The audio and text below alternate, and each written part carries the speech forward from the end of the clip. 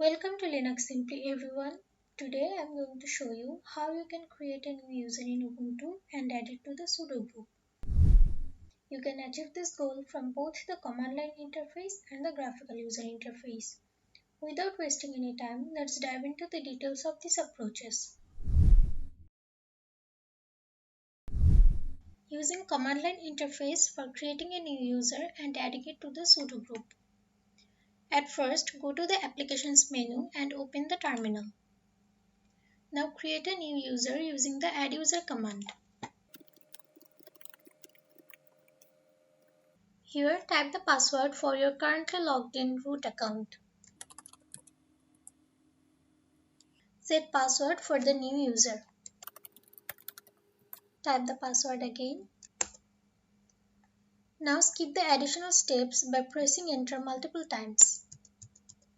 Then confirm the user account by entering Y. Finally, add this newly created user to the Sudo group using the usermod command. Now to check if the user is actually added to the Sudo group, type the following command. Here you can see that the user new user1 now belongs to the Sudo group. Using Graphical User Interface for creating a new user and adding it to the Sudo group. At first, click the Applications menu and then select Settings. Now go to the User Settings. Here, press the Unlock button to perform actions as administrator. Enter the password for the root user and authenticate.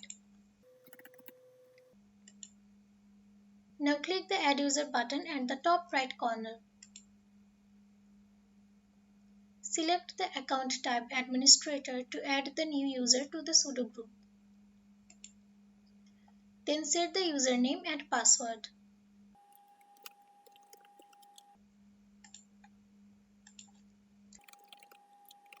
Finally, click on the Add button. You can see that I have successfully created a new user in Ubuntu.